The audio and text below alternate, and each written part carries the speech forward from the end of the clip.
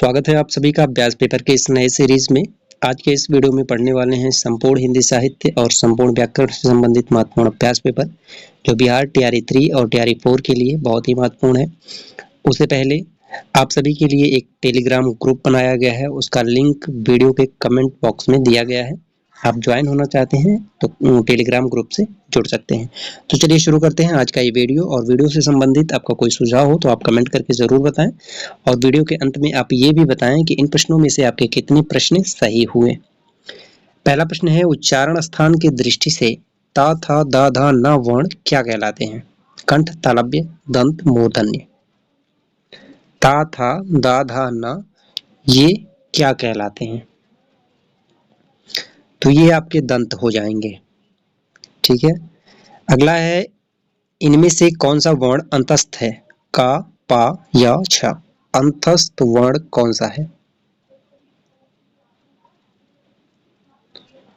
या, र, ल ये अंतस्थ है। इनमें से कौन सा वर्ण मूर्धन्य है? टा, ता, पा, चा। मूर्धन्य वर्ण कौन सा है? सही उत्तर हो जाएगा टा। अगला है, मैं यथाशक्ति आपकी सहायता करूंगा, इस वाक्य में अवयव छाटिए। सहायता, मैं आपकी यथाशक्ति, इसमें अवयव कौन सा है? यथाशक्ति, शक्ति के अनुसार। इसका विग्रह अगर करें तो हो जाएगा शक्ति के अनुसार, ये आपका अवयव है, और यथाशक्ति में आपका अव्ययी भाव समास है। अगला प्रश्न है, निम्न में से सही वर्तनी वाला शब्द छांटिए। आशीर्वाद का शुद्ध रूप कौन सा होगा, ये आपको बताना है। आशीर्वाद, ए विकल्प सही होगा। अध्यात्म में कौन सा उपसर्ग है? अध्यात्म, उपसर्ग, प्रत्यय, पर्यायवाची, विलोम, संधि, समास, सभी को पढ़िए। अध्यात्म में आपका उपसर्ग हो जाएगा अधि। इत्यादि का संधि विच्छेद क्या होगा? इत्यादि, तो इसका संधि होगा सी विकल्प, इति, धन, आदि। त्रिनेत्र का सही अर्थ क्या है? शिव, विष्णु, ब्रह्मा, कार्तिकेय। त्रिनेत्र, तो शिव होगा त्रिनेत्र का सही अर्थ। निम्न शब्दों में से विसर्ग संधि किस शब्द में है? अधोपतन, जगन्नाथ, उन्नति, जगदीश। विसर्ग संधि किस शब्द में है? तो इसका सही उत्तर हो जाएगा अधोपतन, ए विकल्प सही होगा। सही वर्तनी वाला शब्द चुनिए। पूजनीय का सही शुद्ध रूप कौन सा होगा? पूजनीय, ए विकल्प सही होगा।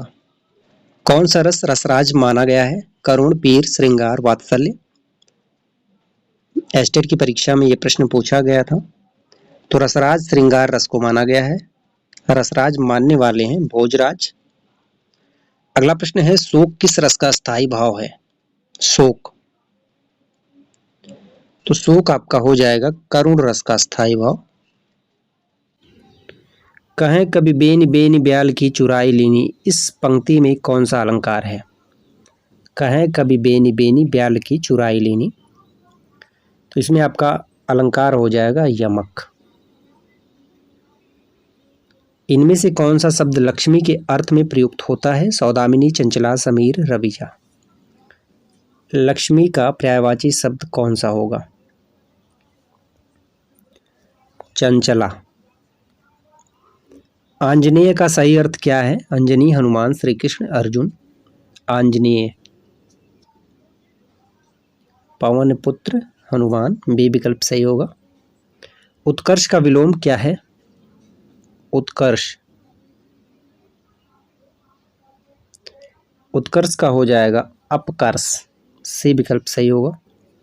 अपने मुंह मियाँ मिट्ठू बनना, इसका अर्थ क्या होगा? अपने मुंह मियाँ मिट्ठू बनना, इस मुहावरे का अर्थ क्या होगा? आत्म प्रशंसा करना, बी विकल्प सही होगा। उसने अनेकों किताबें पढ़ी। इस वाक्य को शुद्ध करने के लिए कौन सा शब्द हटाएंगे और शुद्ध शब्द रखेंगे? उसने अनेकों किताबें पढ़ी, तो इस शुद्ध करने के लिए जो है कौन सा शब्द हटाएंगे? अनेकों, उसने किताबें पढ़ी। अनेकों नहीं होता है, अनेक होगा। जैसे भगवान के अनेकों नाम है, तो ये गलत है, भगवान के अनेक नाम है, ये सही है। जिसका कोई शत्रु उत्पन्न ना हुआ हो उसे क्या कहेंगे? अजात शत्रु। इनमें से शुद्ध वाक्य का चयन कीजिए। उसके प्राण निकल गए, उसका प्राण निकल गया, मैंने हस्ताक्षर कर दिया, ये आकाशवाणी आगरा है। शुद्ध वाक्य का चयन करना है। उसके प्राण निकल गए, यह शुद्ध है। प्राण बहुवचन में प्रयोग होता है। आप लोग अपनी राय दें, इस वाक्य को शुद्ध कीजिए। आप लोग अपनी राय दें,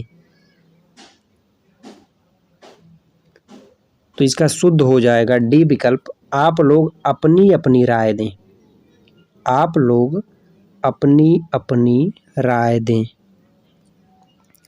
लल्लो चप्पो करना का क्या अर्थ है? लल्लो चप्पो करना, तो इसका सही उत्तर हो जाएगा खुशामद करना। लल्लो चप्पो करना, चापलूसी करना, खुशामद करना। स्वागत में कौन सी संधि है? स्वागत,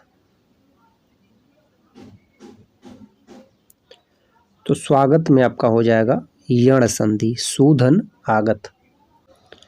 धोबी का कुत्ता घर का न घाट का, इस लोकोक्ति का क्या अर्थ है? धोबी का कुत्ता घर का न घाट का, कहीं ठौर ठिकाना ना होना।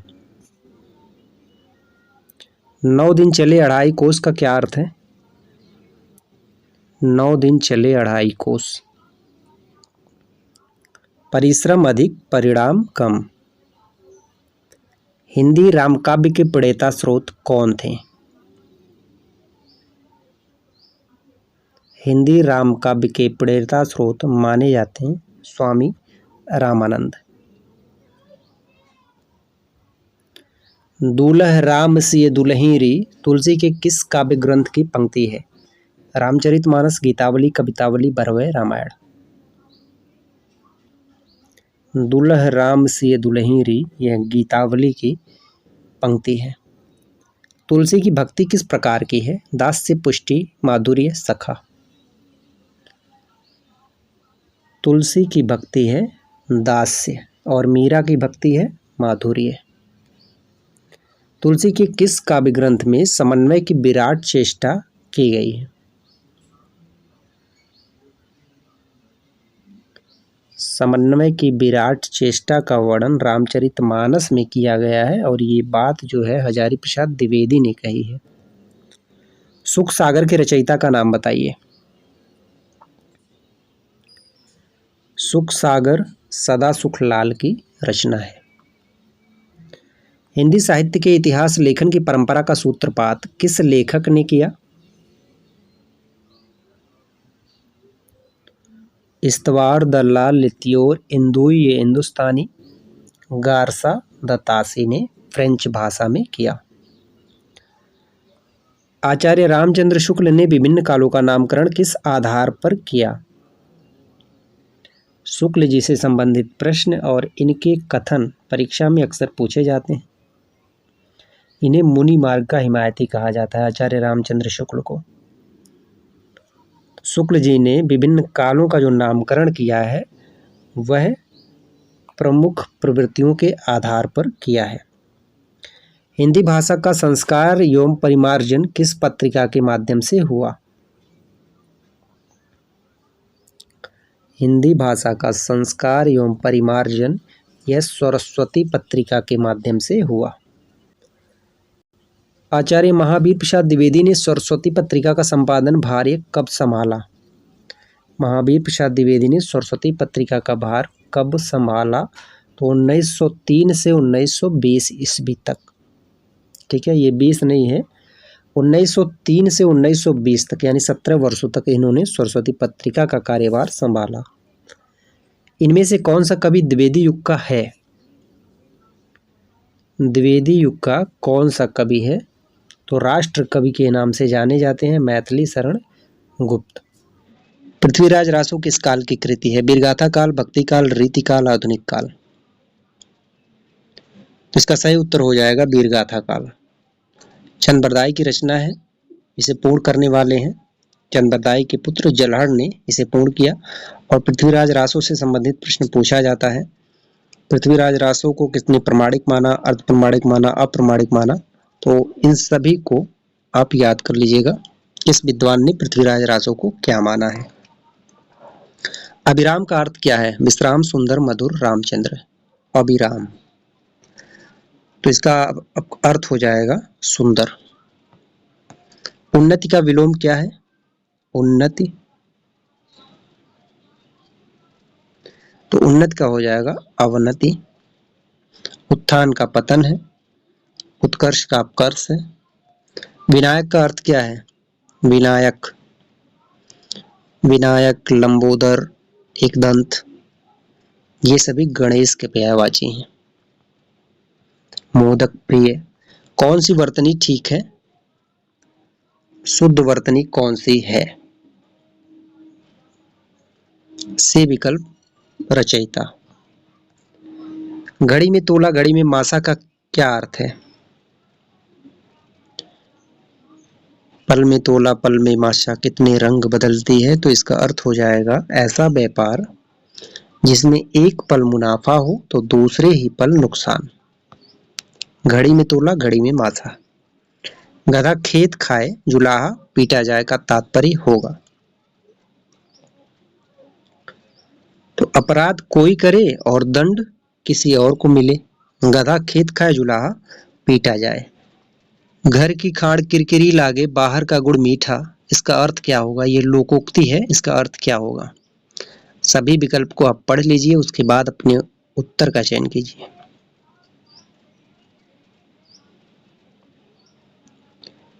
घर की खाड़ किरकिरी लागे, बाहर का गुड़ मीठा, तो अपनी वस्तुओं का तिरस्कार करके दूसरों की चीजों के पीछे भागना।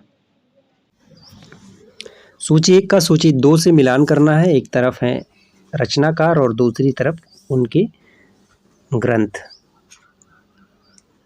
पृथ्वीराज रासो, चंद्रबरदाई, संदेश रासक, अब्दुल रहमान, परमाल रासो, ये आपका हो जाएगा जगनिक, बीसल देव रासो, नरपति नार्ले। इन कवियों को जन्मकाल के आरोही क्रम में व्यवस्थित कीजिए। तुलसीदास, सूरदास, जायसी, कबीर। तो इसका जो सही क्रम होगा वह सी विकल्प होगा। कबीर 1398, जायसी का कुछ स्पष्ट नहीं है, सूरदास का 1478 है, तुलसीदास का 1532 है, यानी 1478 के पहले जायसी का जन्म हुआ है। अगला प्रश्न है, सूफी साधना के 4 मुकामों में कौन सा शामिल नहीं है? शरीयत, तरीकत, मलकत, हकीकत। तो 4 मुकाम है सूफी साधना के, कौन सा शामिल नहीं है? मलकत ये शामिल नहीं है। शरीयत, तरीकत, हकीकत और आफियत, ये 4 है। अगला है, सूफी प्रेमाख्यानों में ईश्वर को किस रूप में कल्पित किया गया है? पति, पत्नी, मित्र, इनमें से कोई नहीं। ईश्वर को किस रूप में कल्पित किया गया है? तो इसका सही उत्तर है पत्नी रूप में, बी विकल्प सही होगा। राधा वल्लभ संप्रदाय के प्रवर्तक कौन थे? राधा वल्लभ संप्रदाय के प्रवर्तक का नाम है हित हरिवंश। सूरदास का जीवन काल क्या है? सूरदास का जीवन काल क्या है? तो 1478 से 1583 ईस्वी। कौन सा ग्रंथ नंददास द्वारा रचित नहीं है? नंददास द्वारा रचित ग्रंथ नहीं है तो वो भ्रमर गीत है।